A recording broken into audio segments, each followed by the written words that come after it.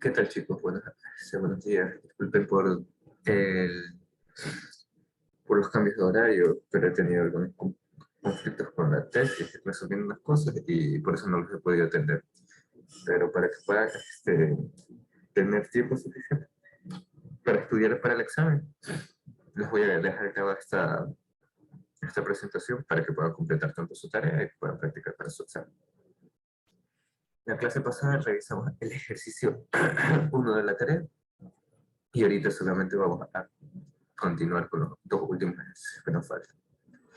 Estos ejercicios, si bien pueden ser un poco más largos, en especial el 2, que es el más largo de todos,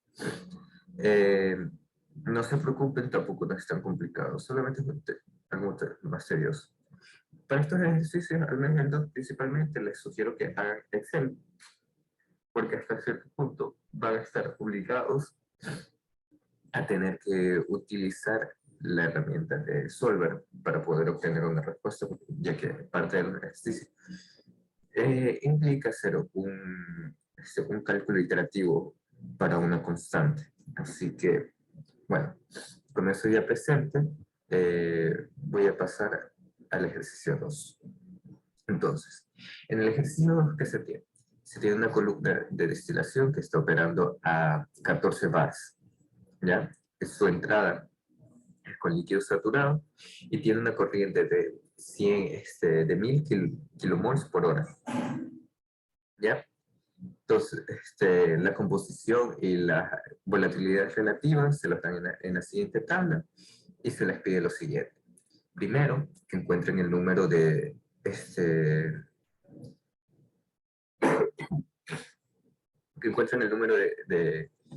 de estaciones mínimas o de platos mínimos según la ecuación de Fenske. Luego se les pide que realicen una composición, que estimen la composición del tanto el tope como en el fondo de la columna. Y final, bueno, luego de ello se les pide que calculen el flujo, ya, el reflujo mínimo dentro de la columna, para finalmente, ahora sí, que estimen, que asumiendo una relación de reflujo y reflujo mínimo de 1.1 y una eficiencia global en los platos de 0.8, estime el número de tapas en la columna. Perdón que estoy algo enfermo. Ya, eso con el ejercicio 2. Entonces, vamos con el ejercicio 2. Bueno, no lo vamos a resolver tal cual, sino un ejercicio bastante parecido que ya deberían haber visto en operaciones unitarias 1. Que asimismo se tiene una mezcla de 3 componentes, en este caso 3 componentes, que están igualmente la composición, las volatilidades relativas y las composiciones que se requieren. Cierto, algo que me estaba olvidando de decir es que en este caso el componente ligero clave es el N-butano y el componente pesado clave es el isopentano. ¿Ya? Y aquí también les está dando cuáles son los porcentajes de recuperación de cada uno de esos componentes claves, tanto en el tope como en el fondo de la columna. ¿Ya? Entonces, con eso claro, ahora sí podemos revisar el ejercicio de ejemplo. En este caso, el ejercicio de ejemplo, bueno, así mismo nos dan la composición, nos dan el flujo y nos dan y nos dan las volatilidades relativas. Entonces, toda esa información la pasamos a una tabla en la que podemos ver la volatilidad relativa. Nótese que en este caso el tolueno, el cumeno y el benceno, las volatilidades relativas están dadas con respuesta al tolueno. Pero si nos ponemos a analizar las volatilidades relativas, ¿qué podemos observar? De que el tolueno tiene un valor de 1, que el cumeno tiene un valor de 0.21 y el benceno tiene una volatilidad de 2.22. Es decir, que el benceno es el componente más volátil en toda esta mezcla, que el tolueno es como que tiene un valor 1, es decir, es como que ni tan volátil ni tan pesado, y el cumeno es el que menor volatilidad relativa tiene de todos. Por tanto, es de esperarse que el cumeno se encuentre casi al 100% en el fondo y el benceno esté casi al 100% en el top.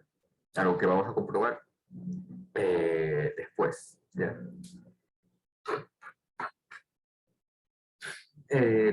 Luego de ello, anotamos las volatilidades, perdón, las composiciones.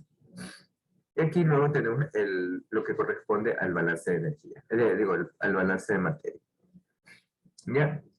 Entonces, eh, aquí ya tenemos las volatilidades relativas, pero ahora ya no con respecto al tolueno, sino al cumeno, que es el compuesto más volátil de todos. ¿Ya? Eso nos va a servir para más tarde con los cálculos. ¿Ya? Entonces, luego de ello, tenemos, nos piden primero que encontremos el número de platos mínimos para el número de platos mínimos. ¿Ya? Entonces, para ello, vamos a hacer lo siguiente. Aplicamos esta siguiente ecuación, en la cual tenemos que considerar lo siguiente. Espera un momento.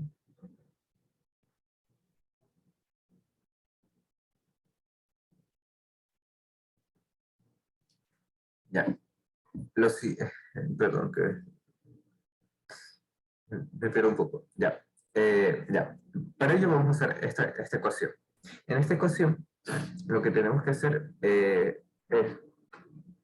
analizar las fracciones de recuperación que tenemos, tanto del componente clave ligero como del componente clave pesado, y considerar las volatilidades relativas de dichos componentes con respecto al uno con el otro. En este caso es la volatilidad del componente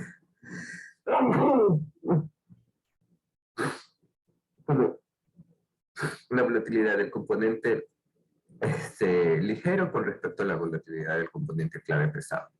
En este caso nos están pidiendo, las volatilidades nos están, el componente, perdón, el clave ligero es el tolueno, si mal no recuerdo, y el clave pesado es, no, el clave ligero es el tolueno y el clave pesado es el cumeno. Entonces, para eso hicimos este análisis de poner las volatilidades relativas, pero ahora con respecto al cumeno. Ya, con ese análisis, lo que pasamos a hacer es ahora poner todos estos datos dentro de la fórmula. Entonces aquí tenemos esta primera parte de la fracción, en la que tenemos la fracción de recuperación de A, que en este caso nos dicen que es de 95. Luego tenemos la fracción de recuperación de B en el fondo, que también es de 95. Y hacemos la estimación del cálculo, también podemos haber tomado directamente ese valor, no hay ninguna diferencia. Y con ello ya tenemos el número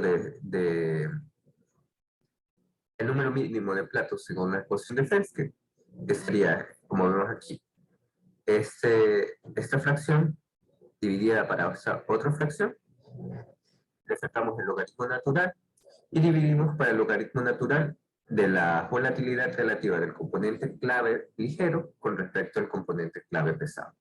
¿Ya? Y eso nos da un número de platos de 3.77 que vamos a tener que redondear a su número entero mayor inmediato, que en este caso sería 4. Entonces para este caso, el número de platos mínimos en esta operación sería de 3. Para su ejercicio, en cambio, solamente tendría que analizar en este primer literal el N-butano y el isopentano. Y con ello, ver pues la siguiente ecuación para más o menos estimar cuánto va a ser su número. los números de platos mínimos necesarios. ¿Ya? Luego de ello, se les pide que estimen la composición tanto en el tope como en el fondo. Entonces, para la estimación tanto en el tope como en el fondo, en el libro de Smith se les da una ecuación ya muy parecida, pero creo que... ¿Dónde la tenía? Ya, aquí. Se les da aquí una estimación para estimar el flujo el flujo de un componente I en el destilado. Perdón.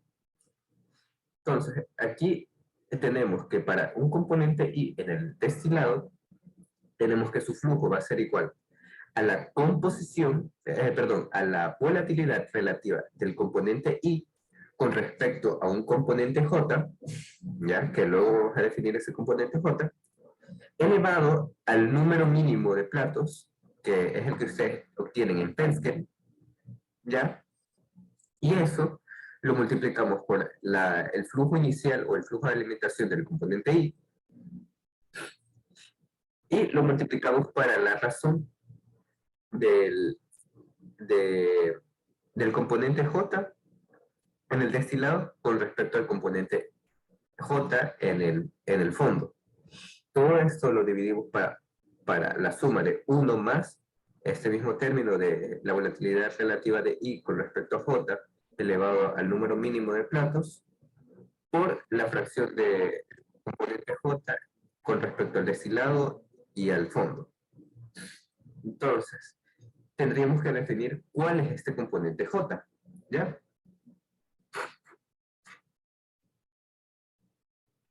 Perdón. Entonces, este componente J es fácil de obtenerlo si nosotros recordamos que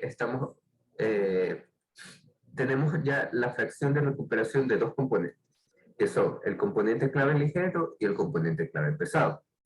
Entonces, lo que podemos hacer en muchos de los casos es simplemente hacer una ecuación. Muchas veces lo hacemos con el componente clave pesado porque las volatilidades relativas están expresadas con respecto a ese componente.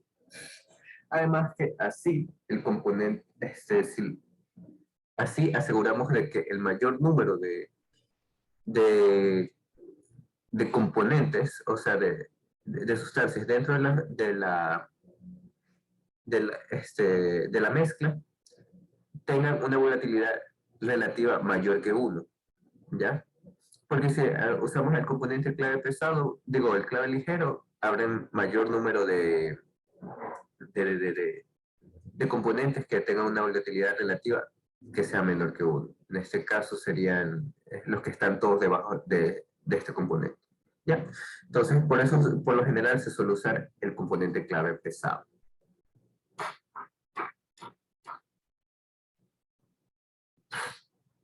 Ya, entonces, en el ejercicio aquí,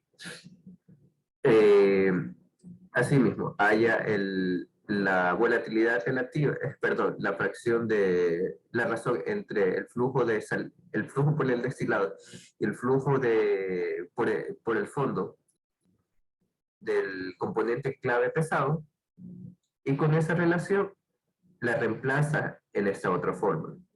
Y entonces, como nosotros tenemos cuánto sale en el destilado y cuánto entra en alimentación, estimamos cuánto sale en el fondo haciendo un simple balance de energía, perdón, de materia. Y todo eso lo podemos realizar para todos los componentes, ¿ya? Porque aquí lo único que tenemos que variar es simplemente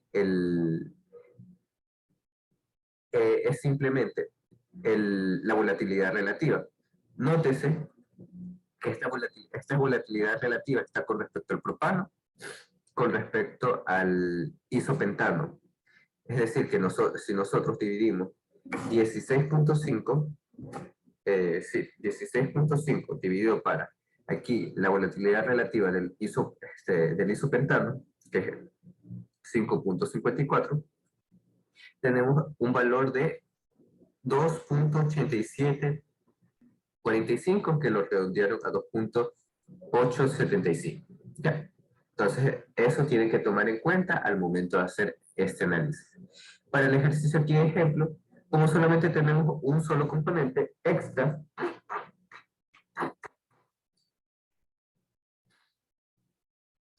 solamente tenemos ese componente extra, este análisis lo hacemos simplemente para un solo componente.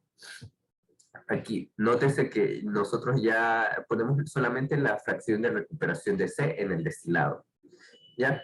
¿Por qué hacemos eso? Simplemente por conveniencia, por conveniencia a lo que nosotros solemos trabajar en este ejercicio. Aquí, nótese que ya está la ecuación combinada, es decir, en esta ecuación, es toda esta ecuación, pero sin haber reemplazado la fracción de destilado y de fondo del componente clave pesado. ¿Ya? Por eso es que aquí tenemos este componente que es de 8.18, que es para tanto componente clave pesado como clave ligero. ¿Ya? Y de ahí faltaría otra cosa más, creo que ya no. Ya. Y de ahí creo que eso sería todo con respecto a esta primera parte. Entonces aquí simplemente ya se despeja, se obtiene la recuperación de C, del componente C, es decir, del benceno, en el destilado, y simplemente para aquí estimarlo se lo multiplica por el flujo y por la fracción de benceno en la alimentación. Y así más o menos obtenemos cuánto va en el destilado. ¿Ya? Aquí déjenme ver si hubo algún otro cambio. Creo que ya no. Ajá, porque aquí solamente es esta fracción de recuperación por la alimentación, pero esta alimentación ya está transformada a flujo. ¿Ya? ¿Ya? Entonces, eso es lo que hicimos para este componente. Y bueno, para el resto de los otros componentes, ya tenemos, como son los componentes claves, ya tenemos su fracción de recuperación en el destilado y de fondo, y entonces nos es mucho más sencillo continuar haciendo sin necesidad de usar este fondo. En cambio, para su ejercicio, aquí se van a tener que ir cambiando la constante perdón, la volatilidad relativa de cada uno de sus componentes, recordando que siempre vamos a usar aquí el componente clave pesado. Recuerden, si hacen mal, si no transforman estas volatilidades relativas a la volatilidad relativa con respecto al componente clave pesado, entonces les va a salir mal, ¿ya? Para que tengan eso bastante en consideración. Ya. Luego de ello, se les pide que encuentren el número el reflujo mínimo. Entonces, para el reflujo mínimo, se usa la ecuación de Underwood. Entonces, aquí se usa el método de Underwood, que son dos ecuaciones principalmente.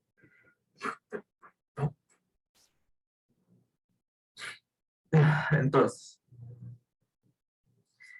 para ello se usa primero esta ecuación, que se analiza con respecto a la alimentación, que nos dice que 1 menos Q es igual a la sumatoria de las volatilidades relativas, ¿ya? De cada uno de los componentes, multiplicado por su fracción molar en la alimentación y dividido para la volatilidad relativa menos este parámetro teta, ¿ya? Ese parámetro teta, perdón, parámetro phi. Y ese parámetro phi, en estos casos, va a estar siempre entre la volatilidad relativa, aquí, entre la volatilidad relativa del componente clave ligero y el componente clave pesado, ¿ya? Entre esos dos valores. Si existe elementos, componentes sándwiches, como se le suele decir, es decir, que estén dentro de este rango, entonces ahí puede haber interferencia. Pero si no hay, si no tienen ese problema, como también no lo tienen en la tarea, que pueden ver que el claro ligero y el claro pesado están inmediatamente seguidos con respecto a la volatilidad, entonces no hay ningún problema. Ya.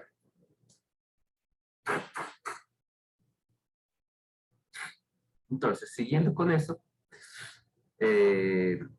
simplemente reemplazamos la parte de arriba, la fracción, primero el lado de acá. Entonces, aquí recordamos de que la entrada en este ejercicio también está con, entra como líquido saturado. Entonces, recordemos que el líquido saturado, aquí creo que es la fracción líquida. Déjenme recordar, ¿entra como líquido saturado o como líquido o como vapor saturado? Distillation, vapor, condenser, ajá, aquí nos dice que entra como vapor saturado. Entonces, Q, si no estoy mal, es la fracción líquida. Ajá, la fracción líquida de la alimentación. Se lo puede interpretar como una fracción líquida de la alimentación, siempre y cuando esté entre 1 y 0. En este caso, como nos dicen que entra como vapor saturado, Q es igual a 0. Digo, sí, Q es igual a 0. Su caso, en su ejercicio, Q debería de ser igual a 1, porque entra como líquido saturado. ¿Ya? Y entonces, 1 menos 0 debería ser igual. Perdón, 1 menos 1 debería ser igual a 0. Entonces ahí ya tenemos diferencia aquí. ¿Cuál? No recuerdo si era exactamente así. Eso creo que está más adelante. Creo que sí. Bueno, ahí tienen que comprarlo, pero Q creo que sí es igual aquí en este caso a 1, porque es líquido saturado. Entonces, aquí tenemos ya un lado de la ecuación ya definido, que no, va a ser igual a 1. Entonces vamos con el siguiente lado de la ecuación. Entonces aquí ponemos los componentes, el primer componente, el segundo componente y tercer componente. Ponemos aquí el numerador y el denominador y sacamos el cociente. ¿Ya? Entonces lo dividimos todo para tenerlo todo más organizado. Y aquí, importante, todo esto lo fijamos al parámetro phi, que nosotros conocemos que tiene que ser un valor entre la volatilidad relativa de A y de B. Aquí no importa, creo que eso sí, me olvidé de decir que aquí no importa tanto con respecto a quién esté la volatilidad relativa, pero todos tienen que estar definidas al mismo componente. Por eso aquí creo que nosotros simplemente usamos la volatilidad relativa que nos daba ya el ejercicio. Es decir, de 1, 0.21 y 2.2. ¿Ya? Pero si nosotros quisiéramos hacerlo con las volatilidades relativas de B, no hay problema, pero ahora sí nuestro resultado, es decir, nuestro parámetro phi, debería estar entre 1 y 4.71. ¿Ya? Eso es algo que tendríamos que tomar en cuenta.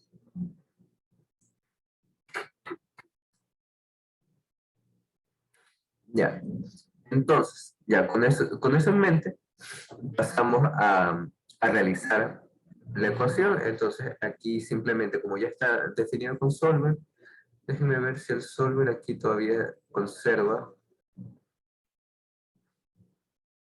el análisis. Sí, prácticamente aquí el solver conserva. Ah, no, ya no lo conserva. Está con respecto acá para más tarde. Pero bueno, esta parte no lo vamos a hacer porque no se la estoy pidiendo como tal. Pero bueno, igualmente, aquí lo único que se hizo es definir aquí el parámetro, se puso un valor inicial. Si quieren lo podemos reiniciar. Bueno, pongámoslo aquí 0.75. Se puso aquí un valor inicial, se pone la suma. Y aquí lo que se hace es tener esta suma con respecto a lo de acá, un suma objetivo. Que básicamente para tenerlo más generalizado debería ser menos este valor. ¿Ya? Entonces aquí podemos usar la función de Cousy que si bien no es tan exacta, es útil para este caso. Entonces aquí definimos igual a 0 y vamos a cambiar esto. Entonces, si nos damos cuenta, obtenemos un valor similar al que teníamos anteriormente y así obtenemos este parámetro phi. ¿Por qué necesitamos este parámetro phi? Porque ahora sí, el reflujo mínimo, vamos a utilizar este parámetro phi. ¿Ya? Y el reflujo mínimo, ¿a qué va a ser igual? Bueno, el reflujo mínimo más 1 va a ser igual a la sumatoria de las volatilidades relativas del componente I por la fracción, ¿ya? La fracción de los componentes en el destilado dividido para sus volatilidades relativas menos este parámetro phi. Entonces, si se dan cuenta, para antes de hacer la estimación de Underwood, tenemos que ya tener más o menos estimado cuál va a ser la composición en nuestro destilado. Tenemos que ya más o menos tener una idea de cuánto va a ser esa composición. Entonces, ya con eso claro, como ya lo hicimos en el literal anterior, entonces ustedes simplemente pasan y reemplazan esta ecuación de la misma forma que hicieron acá. Definimos aquí la entrada, perdón, el numerador, el denominador, y sacamos el cociente. Hacemos la suma, y aquí simplemente definimos que el reflujo mínimo va a ser esta suma menos 1. Y aquí obtenemos que el reflujo mínimo va a ser, para este caso en específico, de 0.637. Ya, entonces ahí obtenemos el reflujo mínimo para el ejercicio en ejemplo. Ustedes lo tendrán que hacer en su tarea. Y luego pasamos, ya con el reflujo mínimo hecho, hacemos un cálculo del, pero una estimación del reflujo, perdón, del número de etapas necesarias, considerando el reflujo, una relación de reflujo de 1.1 y una eficiencia global de 0.78. Entonces, aquí, déjenme ver, no recuerdo muy bien cuál era la fórmula extra a utilizar. ¿Era acá? No, este aquí no era. Era después de esto. Ajá, era después de esto. Entonces,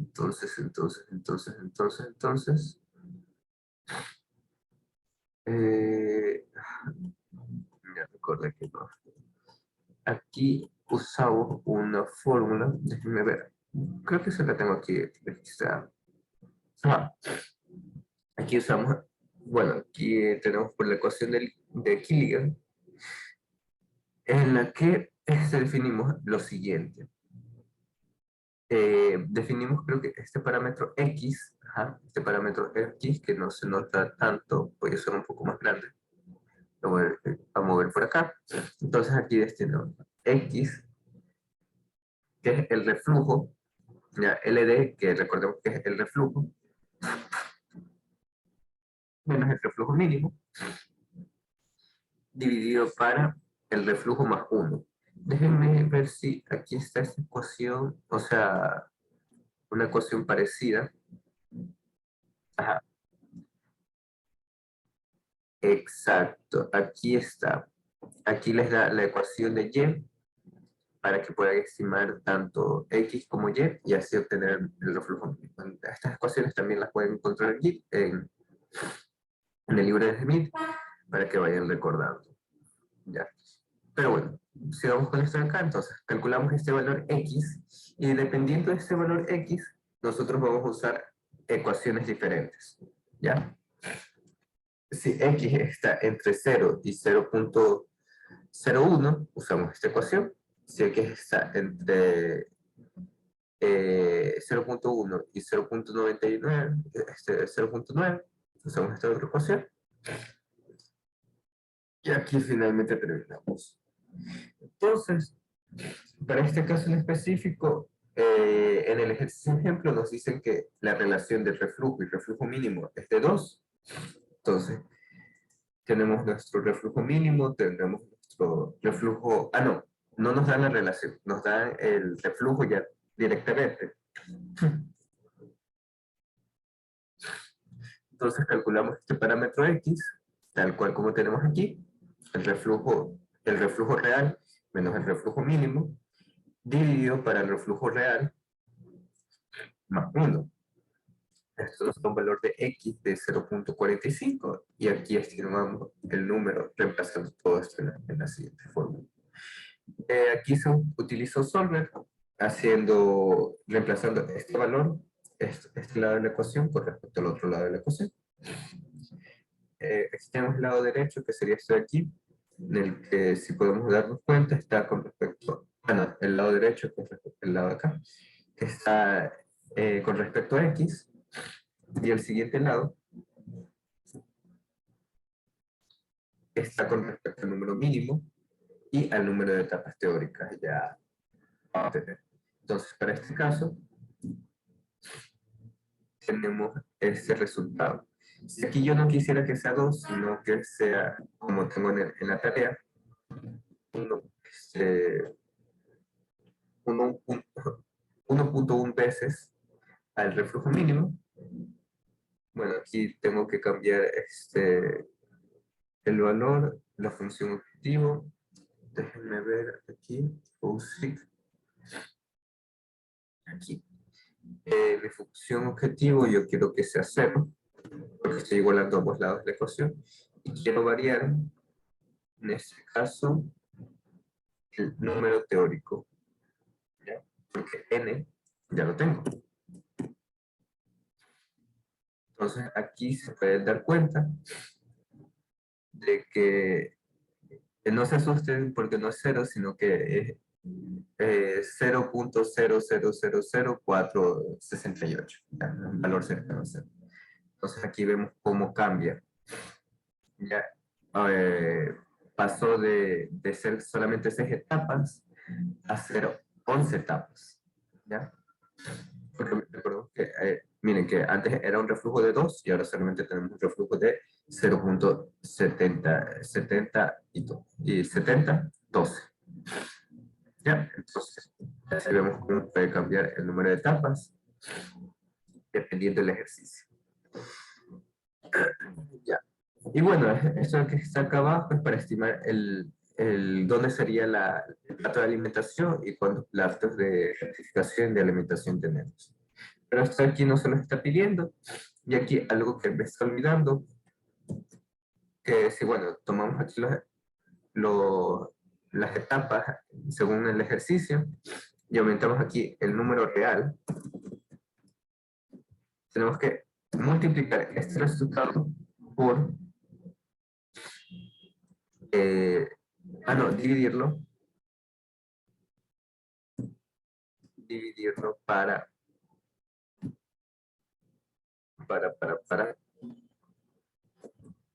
la eficiencia global, que es 0.8. Entonces aquí tenemos 0.73, y aquí no recuerdo si es, creo que era aquí,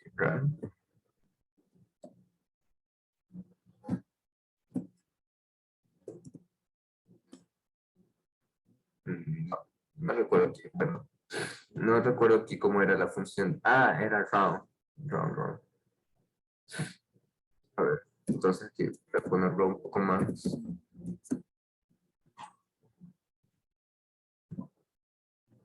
Sería este valor, 11, sería este valor de 11, dividido por 0.8, y aquí número de dígitos, 0.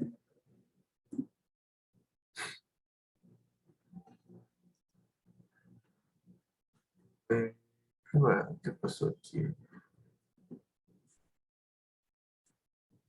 Ah, ya. Aquí, listo. Y aquí me dice que el número real de etapas es 14 para este ejercicio, tomando en cuenta los datos. ¿Ya? Luego de ello, bueno, para ese ejercicio ya lo van a tener que hacer por su cuenta, pero ya sabrán cuántos de pero déjenme regresarlo a los datos que tenía antes y vamos a continuar.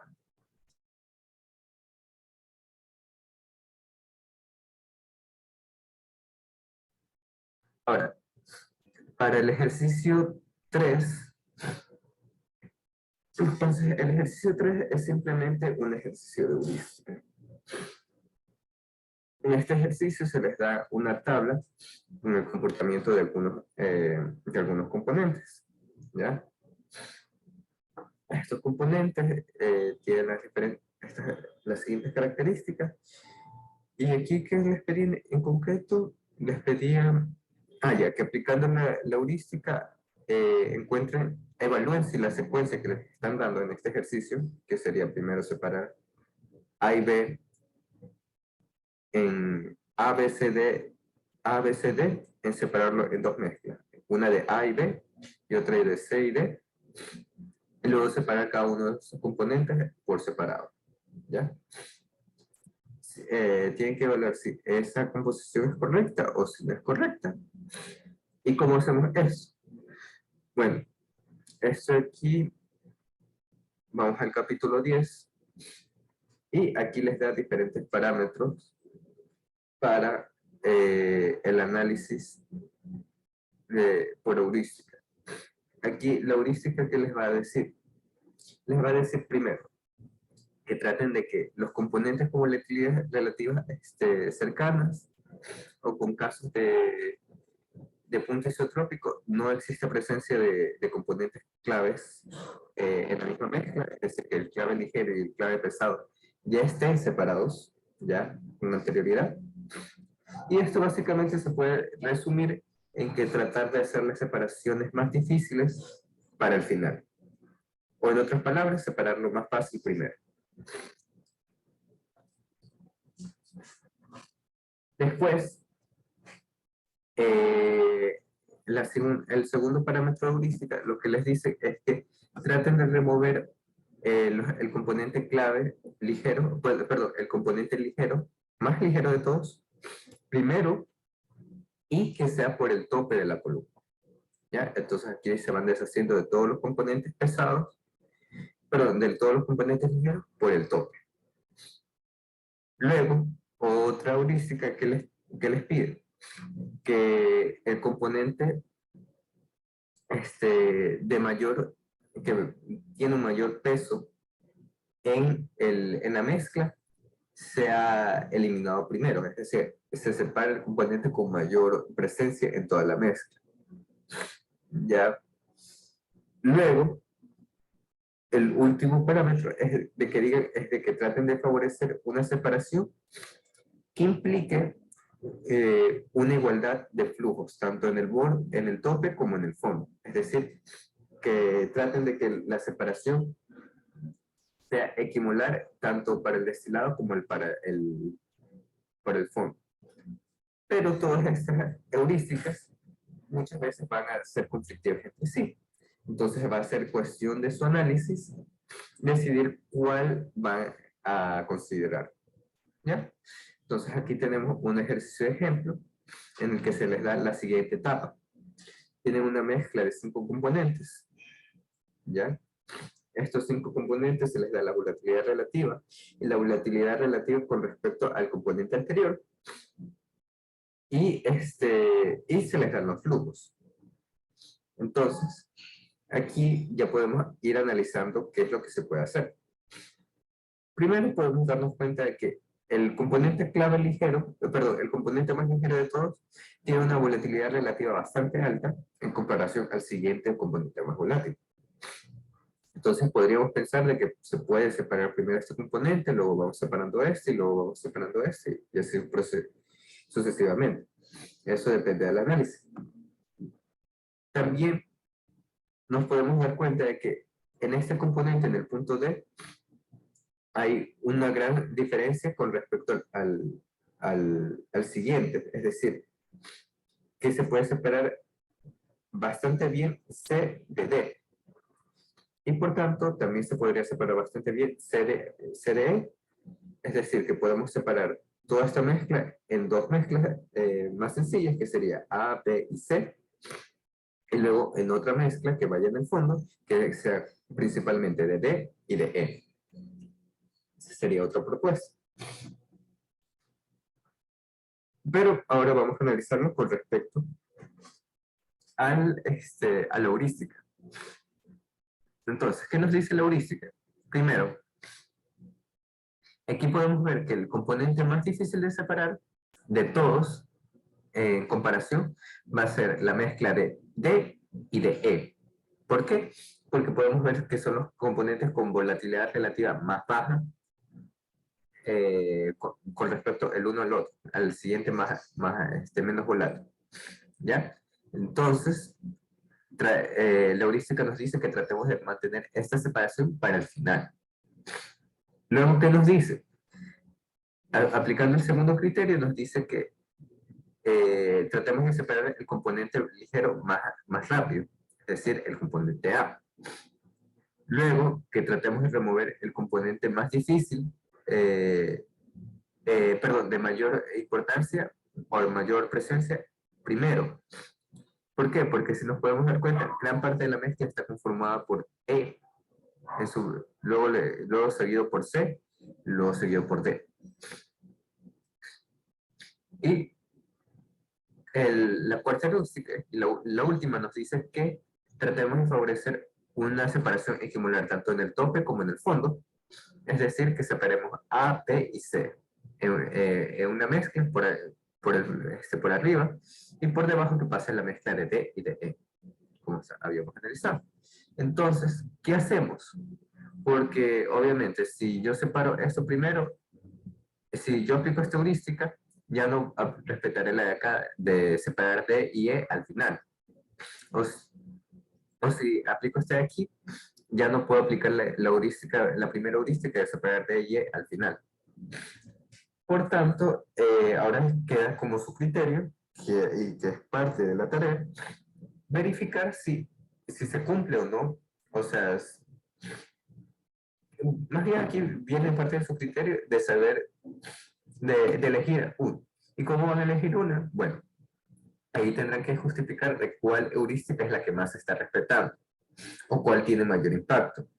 Aquí me pueden decir, qué sé yo, que ustedes prefieren separar primero E porque efectivamente tiene un gran peso en la mezcla, o sea, es más del 50% o es menos del 50%, eso no lo he calculado, pero pueden justificarlo así, que representa más del 50% de la mezcla y por tanto es preferible separarlo primero antes que tener que trabajar con altas cantidades de esta mezcla en más columnas. Entonces, si lo separan primero, entonces ahora tienen un flujo mucho más pequeño que tratar en siguientes columnas y por tanto van a requerir un equipo más pequeño o van a requerir eh, un menor servicio tanto en el reboiler como en el condensador. Entonces, por eso prefieren separar este primero. O pueden decirme que aquí tanto la separación de C y D es realmente efectiva y aparte se está asegurando una separación casi equimular. Si lo suman a esto, puede que esto les dé casi un 50% y este sea otro 50% y sea casi equimular. Todo eso lo tienen que representar para justificar por qué eligen una de estas heurísticas sobre la otra. ¿Ya? Cómo su mezcla se va adaptando mejor a determinada heurística. ¿Ya? Entonces ahí supongamos, vamos con el ejercicio, aquí, vamos con el ejercicio que nos está planteando, para no separarnos tanto de este ejercicio. Aquí eligieron la segunda heurística, es decir, primero separar A. Entonces, como ellos primero separaron A, entonces siguen con el proceso heurística. Ahora tienen una mezcla que está conformada por B, C, D y E, y ellos van a decidir cómo van a separar. ¿Ya? Entonces, elegido ya A, separan, van y deciden qué será mejor. Si dejan D y E para el final, si separan B si siguen separando ahora B, que es el nuevo componente más ligero, si deciden separar ahora E, o si deciden separar a la mitad. Ya, eso ya viene más por decisión. Entonces, aquí yo podría decir que la separación de C y D es bastante fuerte y me permite tener un flujo acumular mucho más competente, ¿ya? Para no tener un reflujo tan grande o un reflujo tan pequeño. Entonces, yo, en mi caso, decidiría por separar B y C y separar D y E. Y luego tendría ya que separar simplemente B y C por separado y D y E también por separado, ¿ya? Y tendría más o menos bueno, aquí están diferentes configuraciones, creo que también es del mismo ejercicio, porque son A, B, C, D, ajá, en las que les voy explicando eh, las mejores configuraciones con respecto a la energía requerida en el reboiler, ¿ya? Esta es la que menos energía requiere en el reboiler y estas son las configuraciones que más energía requieren. Ahora, otra forma de haber decidido es de que directamente podemos habernos dado cuenta que la separación de B y C es bastante fácil de hacer, perdón, de C y D es bastante fácil de hacer y que aseguro casi 50-50 en el destilado y en el fondo. Entonces yo parto desde este punto y digo, ya, yo voy a separar A, B y C, A, B, C, D, perdón, A, B, C en el tope de la columna y luego voy a separar en el fondo D y E. Entonces ahí tengo dos corrientes. Vamos a dibujarlo. Es decir, aquí tengo en la primera etapa tengo A, B,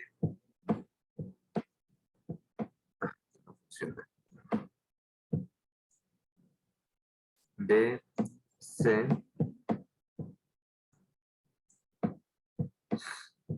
ya no funciona el mouse, C, D y E.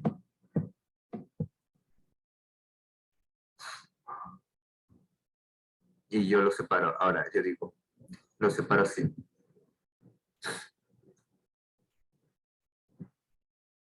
A, B y C. Aquí en una columna que vas acá. Aquí tengo A, B, C y D. Y acá tengo otra columna en donde separo D y E. Entonces, como aquí solamente tengo dos componentes, aquí obviamente D sale en el tope y E sale en el fondo. Lo cual sí me ayuda y sí respeta la primera heurística de separar D y E casi al final, o sea, como un proceso aparte.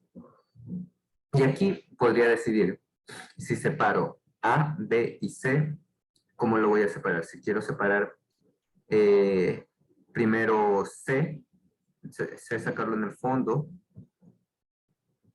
o si separo A en el tope. Entonces aquí me puedo hacer valer de las volatilidades relativas. Y yo diría, bueno, la mezcla más fácil de separar sería A de B y C. Entonces, yo puedo decidir que acá eh, me quedo en el fondo con la mezcla de B y C. Y acá me quedo solamente con A. Y aquí sí finalmente separo el componente C en el fondo y el componente B abajo. Y ese sería mi análisis. Podemos compararlo acá, si más o menos se parece, si no se parece. Y bueno, no está en este particular, creo que no está. Vamos a verlo por acá. Separación de B y C, creo que está por acá, no está. No, esto no está, creo que en la parte más está más o menos acá, en el octavo puesto de eficiencia. ¿Ya? No se preocupen si no es el más eficiente, porque, bueno, aquí lo estamos analizando sin hacer algún cálculo previo, solamente usando heurística, pero sí tenemos forma de justificar. ¿Ya? Y tan mal no se está, pero claro, esto requiere un poco más de análisis para asegurarse de que realmente esa sea la mejor forma de hacer. ¿Ya? Bueno, según aquí lo que más pide es de que se separen los componentes pesados primero, es decir, primero separar E, luego separar D, luego separar C, luego separar y luego separar A de B. ¿Ya? Esa ha sido la estrategia como que más fácil para separar. Aquí luego dice separar E, luego separar A y B, de C y D, y luego separar por separado A y B y C y D. Pero bueno, esas son las diferentes estrategias, pero con tal que justifiquen correctamente su análisis con heurística, se va a respetar la respuesta.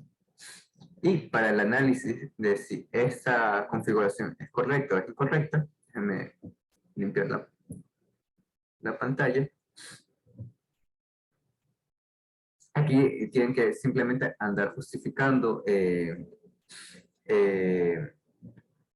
si existe una heurística, una ruta heurística que lo acompañe, ya que justifique que dicho comportamiento. Por ejemplo, si en heurística encuentran que varias veces les dicen, no, primero mejor separa A y luego separa B y luego C y D, entonces este no sería el correcto. Pero, ¿qué pasa? Que si encuentran que todas las volatilidades relativas están muy cercanas entre sí, tal vez aquí sí separar de forma acumular sea la mejor opción, ¿ya? Entonces todo eso tienen que analizar y justificar, ¿ya? Y bueno, creo que eso sería todo, chicos. Ya no habría nada más. Espero que tengan suerte en sus exámenes y que esta ayudantía les pueda ayudar para tanto para su tarea como para su examen.